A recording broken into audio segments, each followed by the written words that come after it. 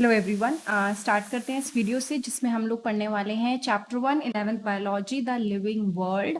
सबसे पहला चैप्टर है ये एंड एनसीईआरटी को लाइन टू लाइन कवर करेंगे ताकि सारे इंपॉर्टेंट टॉपिक्स भी कवर हो जाएं एंड कुछ छूटे नहीं। So let's start. How wonderful is the living world, the wide range of living types is amazing. The extraordinary habitat in which we find living organism, be it cold mountain, deciduous forest, ocean, freshwater lake, desert, और hot springs leaves us speechless. Basically जो भी living organism है, मतलब जो भी living world है और इसमें जितने भी वैरायटी में लिविंग ऑर्गेनिजम्स आते हैं, they all are amazing. Like एक तारीफ हुई है. एंड उसके अलावा यहाँ पे ना एक कोई पर्टिकुलर लाइक इन्वायरमेंट नहीं है कि कोई सिर्फ ओशन में ही मिलेगा, कोई सिर्फ टेरेस्ट्रियल में ही मिलेगा, कोई सिर्फ लाइक जिसे कहते हैं फॉरेस्ट में मिलेगा. यहाँ पे आपको वैरायटी देखने को मिल जाएगी, चाहे वो बिल्कुल माउंटेन फॉरेस्ट हो, ऐसे फॉरेस्ट जो अपने लीव्स को गिरा देते हैं, चाहे ओशियन हो, चाहे फ्रेश वाटर लेक्स हो, लाइक बहुत ज्यादा सॉल्टी पानी ना हो उनका, डेजर्ट या हॉट स्प्रिंग यानी जो अंडर वाटर जो बहुत हॉट होता है उस एरिया को बोला है हॉट स्प्रिंग्स. तो ये सब के सब like they are very amazing. And उसके अलावा the beauty of a galloping horse, of the migratory birds, the valley of flowers और the attacking shark evokes uh and a deep sense of wonder. Basically इन सब में ना अपनी अपनी, जैसे हम बोलते हैं लाइक अगर हम एक बायोलॉजी की स्टूडेंट है तो हर किसी की अपनी अपनी खासियत है. एंड ये जो भी चीज़ें हम आसपास देखते हैं ना कहीं हमें बहुत एकदम शॉक में डाल देती हैं या हमें बहुत ही लाइक अच्छी लगती है कि अच्छा ये चीज़ें हो रही हैं. सो उसकी बात हुई है. The ecological conflict and cooperation among members of a population and among population of a community और even the molecular traffic inside a cell make us deeply reflect on what indeed is life. Basically अब ये देखो, इसको मैं थोड़ा break कर देती हूँ ताकि आपको समझ में आ जाए. कॉन्फ्लिक्ट मतलब होता है कि किसी के दो के बीच में असहमति होना, लाइक उनके बीच में आपस में लड़ाई होना किसी बात को लेके. तो अलग अलग पॉपुलेशन या सेम मेंबर्स के मतलब पॉपुलेशन के सेम मेंबर्स, जैसे कि बहुत सारे एनिमल्स हुए, सपोज टाइगर हो गए, उसके अलावा लॉयन हो गए, और टाइगर इज अ पॉपुलेशन और उसी के बीच में आपस में कुछ लड़ाई होना या कम्युनिटीज में आपस में लड़ाई होना या एक सेल के अंदर जो जो चीजें हैं, ये सब कुछ लाइक हम लोगों को एक बार शॉक में डाल देता है कि एक्चुअली लाइफ है क्या.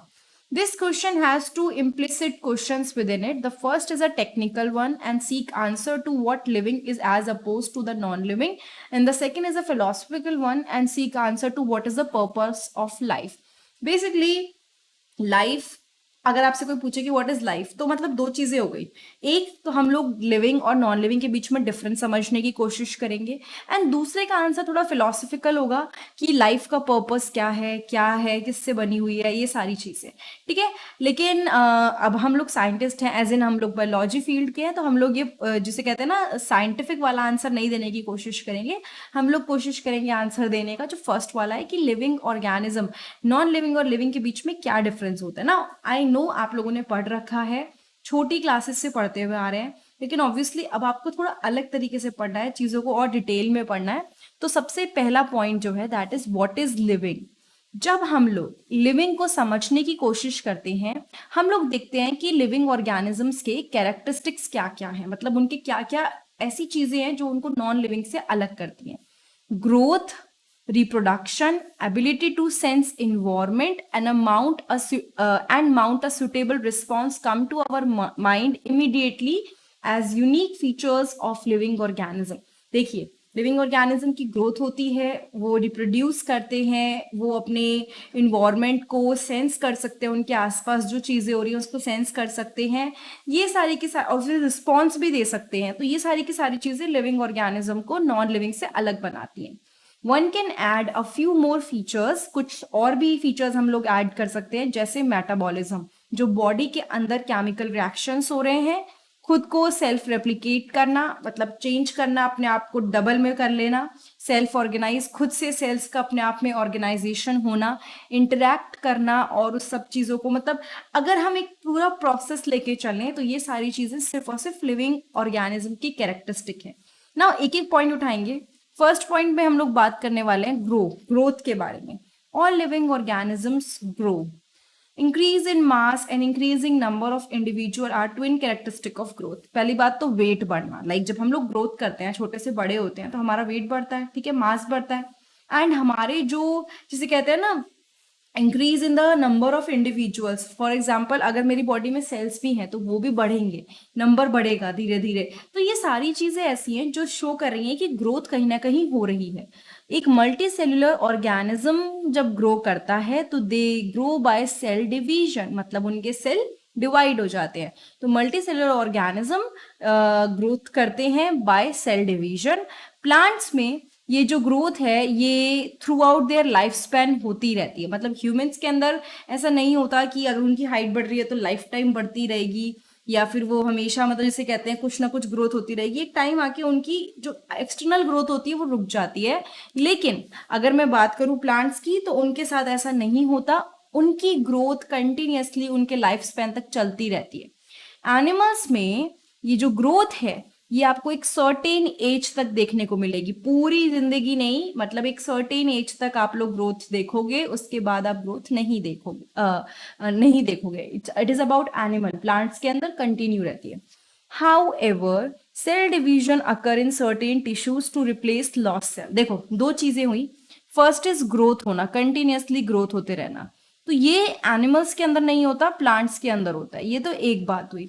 अब दूसरी बात आपको क्या याद रखनी है कि जो सेल डिवीजन है, मतलब सेल का डिवाइड होना और सेल का बढ़ना, ये लिमिटेड नहीं है। मतलब ये तो तब भी होगा अगर किसी की बॉडी में कोई चोट लग गई है, सेल को रिप्लेस करना है, तो ये चीज होती रहेगी। तो ये फिक्स नहीं है। One can easily observe this in vitro cultures by simply counting the number of cell under the microscope. यानी कि कोई भी इंसान कोई भी चीजों को, इसको इन विट्रो बॉडी के बाहर जो कल्चर्स बनते हैं ना, लाइक क्या करा जाता है, सेल लेके बाहर ही ग्रो करके फिर उसको देखा जाता है। तो इन विट्रो कल्चर्स में इसको ऑब्जर्व किया जाता है सेल्स को काउंट करके under the microscope. In majority of higher animals and plants, growth and reproduction are mutually exclusive events. Majority of higher animal and plant, मतलब कि जो higher animals हैं, higher जिसे बोलते हैं plants हैं, उसमें क्या होता है, ग्रोथ एंड रिप्रोडक्शन बिल्कुल म्यूचुअली एक्सक्लूसिव इवेंट्स हैं। मतलब कि ऐसा नहीं है कि ये एक जैसे मिल गए। One must remember that increase in body mass is considered as growth. यानी आपको याद रखना चाहिए कि जब इंक्रीज हो रहा था बॉडी मास में तो उसको हमने ग्रोथ कंसिडर किया था, है ना। Non living object also grow if we take increase in body mass as a criteria for growth. देखो मैं आपको बिल्कुल सिंपल लैंग्वेज में समझाती हूँ। हम बोल रहे हैं कि अगर मास बढ़ेगा तो उसको ग्रोथ बोलते हैं, लाइक वेट बढ़ेगा तो उसको हम लोग ग्रोथ बोलते हैं। लेकिन वो ये कह रहे हैं कि जो नॉन लिविंग ऑर्गेनिज्म है उसके अंदर भी ये देखने को मिल सकता है। वन मस्ट रिमेंबर कि ये जो इंक्रीज है बॉडी मास में, इसको भी हम लोग ग्रोथ बोलते हैं। Non living object also grow if we take increase in body mass. अगर मैं बॉडी मास को एक क्राइटेरिया ले लूंगी ग्रोथ का, तो नॉन लिविंग ऑर्गेनिज्म भी ग्रो करते हैं। कैसे भी बताएंगे, जैसे कि माउंटेन्स हो गए, सैंड के माउंटेन्स हो गए, ये ग्रो नहीं करते साइज में, ये भी तो धीरे धीरे ग्रो करते हैं। सपोज कोई एक माउंटेन था जो इतना था, अब वो इतना हो गया है, तो उसने ग्रो किया है ना, उसने ग्रोथ पकड़ी है। So that is a growth. However this kind of growth exhibited by a non-living object is by accumulation of material on the surface. लेकिन ये वाली जो ग्रोथ है ये लिविंग ऑर्गेनिज्म की ग्रोथ से डिफरेंट कैसे है, क्योंकि यहाँ पे जो भी मटेरियल है जो इकट्ठा हुआ है वो सरफेस पे हुआ है, अंदर कोई इंटरनल कोई ग्रोथ नहीं हो रही है। लिविंग ऑर्गेनिज्म के अंदर ग्रोथ इज फ्रॉम इनसाइड। इसको याद कर लो, लिविंग ऑर्गेनिज्म के अंदर ग्रोथ इनसाइड होती है, और जो आपके ऑर्गेनिज्म हो गए नॉन लिविंग ऑर्गेनिज्म, उनकी जो ग्रोथ होती है वो होती है सरफेस पे। Growth therefore can not be taken as a defining property of living organism. इसीलिए अगर मैं बोलूं कि ग्रोथ एक ऐसी प्रॉपर्टी है जो सिर्फ लिविंग ऑर्गेनिज्म में होती है, सिर्फ और सिर्फ उनमें ही होती है, तो ये गलत हो जाएगा। क्यों? अभी तक हमने पढ़ा था, मुझे पता है, लेकिन अब हम लोग थोड़ा हायर लेवल पे आ गए हैं, 11th स्टार्ट हो गई है। सो यहाँ पे अगर हम लोग सिर्फ ये बोल देंगे कि growth is the like characteristic of living organism, तो वो गलत है। Conditions under which it can be observed in all living organism have to be explained, and then we understand that it is characteristic of living organism. A dead organism does not grow. हमें ये भी समझाना पड़ेगा कि क्या condition है क्या मतलब हम ये चीज ऑब्जर्व कर रहे हैं, किस कंडीशन में, क्या प्रॉपर सिनेरियो है। सिर्फ एक पॉइंट याद कर लेना कि ग्रोथ जो होती है वो लिविंग ऑर्गेनिज्म का कैरेक्टरिस्टिक होती है। No, it is not correct, क्योंकि जैसे वो माउंटेन बोल्डर्स और सैंड माउंट्स की जो बात कर रहे थे, तब हमने देखा ना कि ग्रोथ हो रही थी लेकिन बॉडी के बाहर हो रही थी। तो हमें ये मेंशन करना पड़ेगा कि बॉडी के अंदर की ग्रोथ है, कब की ग्रोथ है, क्या है। और इकलौता ये फीचर ऐसा नहीं है जो डिफाइन कर देगा कि कोई लिविंग ऑर्गेनिज्म ग्रो कर रहा है कि नहीं कर रहा। ठीक है, आई होप ये वाला फर्स्ट वाला पार्ट आपको क्लियर हो गया हो। इसके बाद ये वाला पार्ट कवर करेंगे, दैट इज रिप्रोडक्शन, और इसके बाद हम नेक्स्ट वीडियो में बाकी के पार्ट कवर करेंगे। बट फर्स्ट हमने अभी तक कवर जो किया दैट इज ग्रोथ। नेक्स्ट पे आते हैं, इट इज रिप्रोडक्शन। रिप्रोडक्शन एक लिविंग ऑर्गेनिज्म का कैरेक्टरिस्टिक है, ऐसा कहते हैं। ठीक है, तो मल्टीसेलुलर ऑर्गेनिज्म में अगर मैं बात करूं, रिप्रोडक्शन होता क्या है? जब एक इंडिविजुअल क्या करता है, अपनी प्रोजेनी आगे बढ़ाता है। मतलब कि reproduction refers to the production of progeny possessing features more or less similar to those of parents। मतलब उनकी प्रोजेनी में कुछ ऐसे फीचर्स आएंगे, कुछ ऐसे कैरेक्टरिस्टिक आएंगे जो उनके पेरेंट्स से सेम होंगे, थोड़े ज्यादा मतलब ऑलमोस्ट सेम हो सकते हैं। Invariably and implicitly we refer to sexual reproduction. अब यहाँ पे हम लोग बात कर रहे हैं सेक्सुअल रिप्रोडक्शन की। ठीक है, लेकिन हमें ये भी पता होना चाहिए कि जो ऑर्गेनिज्म है वो एसेक्सुअल मीन से भी रिप्रोड्यूस करते हैं। सारे के सारे ऑर्गेनिज्म सेक्सुअल रिप्रोडक्शन से रिप्रोड्यूस नहीं करते। Many are there those who reproduce by asexual means also. Fungi multiply and spread easily due to the millions of asexual spores they produce. तो ये जो फंजाई हैं ये आराम से फैल जाएंगे, स्प्रेड कर देंगे बहुत सारे एसेक्सुअल स्पोर्स को। ठीक है, मतलब कि जो भी फंजाई होते हैं इनके ना जो स्पोर्स होते हैं दे आर एसेक्सुअल स्पोर्स, वो फटाफट से ऐसे रिलीज हो जाते हैं, फिर जब उनको सुटेबल कंडीशन मिलती है तो ग्रो करते हैं। कुछ लोअर ऑर्गेनिजम्स जैसे कि ईस्ट एंड हाइड्रा हम लोग बर्डिंग ऑब्जर्व करते हैं उसके अंदर। प्लेनारिया दैट इज फ्लैटवॉर्म, हम उसमें रीजनरेशन ऑब्जर्व करते हैं। ये बर्डिंग और रीजनरेशन, ठीक है, दोनों किसका पार्ट है? एसेक्सुअल रिप्रोडक्शन का पार्ट है। ठीक है, तो रीजनरेशन में क्या होता है, एक फ्रेगमेंटेड एक टुकड़ा दोबारा से पूरा का पूरा ग्रो कर जाता है।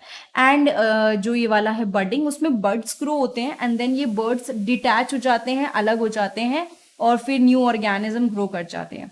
The fungi, the filamentous algae, the प्रोटीनिमा of mosses all easily multiply by fragmentation. तो ये एसेक्सुअल रिप्रोडक्शन दिखाया गया है। लेकिन यूनिसेलुलर ऑर्गेनिज्म की अगर मैं बात करूं, सिंगल सेल ऑर्गेनिज्म की, यूनिएज सिंगल सेल ऑर्गेनिज्म की, जैसे कि बैक्टीरिया, यूनिसेलुलर एल्गी और amoeba, reproduction is synonymous with growth. मतलब कि उनकी जो रिप्रोडक्शन है वो ग्रोथ के मतलब उन दोनों के लिए सेम ही मतलब है। अगर हम बोले ग्रोथ हो रही है तो रिप्रोडक्शन भी वही उसी में काउंट हो जाएगा। कैसे? बेसिकली ग्रोथ तब होगी सिंगल सेल ऑर्गेनिज्म में जब सेल बढ़ेगा। ठीक है, लेकिन रिप्रोडक्शन में भी यही हो पाएगा क्योंकि सिंगल सेल ऑर्गेनिज्म है तो सेल बढ़ेगा। ठीक है, तो we have already defined growth as equivalent to increase in cell number और मास। हमने बता दिया था कि जो ग्रोथ है वो बेसिकली सेल नंबर या मास के इंक्रीज होने को हम बोलते हैं। Hence we notice that in single cell organism we are not very clear about the usage of these two terms, growth and reproduction. Further, there are many organisms which do not reproduce। मतलब कि कुछ ऐसे organisms हैं जो living हैं but they can't reproduce, वो sterile हैं या फिर वो किसी भी वजह से reproduction नहीं कर पा रहे। देखो इस सब का मैं आपको 2 पॉइंट बताती हूँ। जरूरी नहीं है कि सारे लिविंग ऑर्गेनिज्म रिप्रोड्यूस कर पाए। There might be some cases जहां लिखा भी है कि दे माइट बी स्टेराइल, और या फिर जिसे बोलते हैं कि जो काम मतलब जो रिप्रोडक्शन नहीं ढंग से कर सकें, तो हम ऐसे में ये नहीं बोलेंगे कि वो नॉन लिविंग है। ठीक है, वो लिविंग है बट वो रिप्रोड्यूस नहीं कर पा रहे। और दूसरी जो एग्जाम्पल लिया सिंगल सेल ऑर्गेनिज्म में, ग्रोथ और रिप्रोडक्शन के बीच में एक प्रॉपर बाउंड्री नहीं बन पा रही, it is not getting clear. So reproduction also cannot be an all-inclusive defining characteristic of living organism। तो आप सिर्फ और सिर्फ ये नहीं बोल सकते कि रिप्रोडक्शन एक ऐसा फीचर है जो श्योर कर देता है कि वो लिविंग ऑर्गेनिज्म है कि नॉन लिविंग ऑर्गेनिज्म है। क्यों? क्योंकि कई सारे living organism they can't reproduce, तो वो पॉइंट आप नहीं क्लियर कर सकते। तो आपको ये मानना पड़ेगा कि there are many other points जिनको आपको क्लियर करना पड़ेगा। ठीक है, और हाँ ये तो फैक्ट है कि कोई भी non living organism automatically it can't replicate itself, वो रिप्रोड्यूस नहीं कर सकता। बट अभी हमने 2 पॉइंट पढ़े, हम ये पढ़ रहे हैं बेसिकली कि ये हम क्यों नहीं यूज कर सकते। अगर मैं इस पॉइंट की बात कर रही हूँ तो ये पॉइंट में क्यों नहीं यूज कर सकती, ये शो करने के लिए कि वो लिविंग ऑर्गेनिज्म है। तो ग्रोथ में हमने बॉडी मास वाले पे पॉइंट पे देख लिया कि नॉन लिविंग का भी बॉडी मास बढ़ सकता है। रिप्रोडक्शन में हमने यूनिसेल्युलर वाले का देखा और स्टेराइल वाले का देखा, तो इससे हमें क्लियर हुआ कि ये दोनों पॉइंट्स तो हम नहीं ले पाएंगे कि अगर हमें समझना है कि वो कौन सा लिविंग ऑर्गेनिज्म है। ठीक है, अब एक और चीज सुन लीजिए, ये हमारे दो पार्ट हो गए, दैट इज ग्रोथ हमने कवर कर लिया एंड रिप्रोडक्शन हमने कवर कर लिया इस पार्ट में। इस चैप्टर का ये पहला पार्ट है।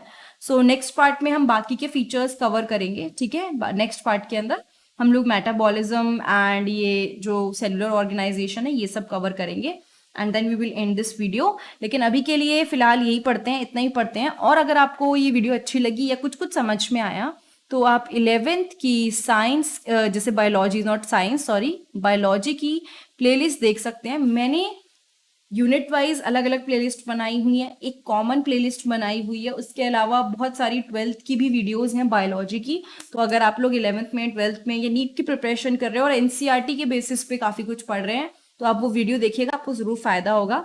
और उसके अलावा कोई पर्टिकुलर वीडियो आपको देखनी है तो नीचे कमेंट बॉक्स में कमेंट करके बताइए कि कौन सी वीडियो आपको देखनी है। And will see you next time, next video में मिलते हैं। Thank you so much.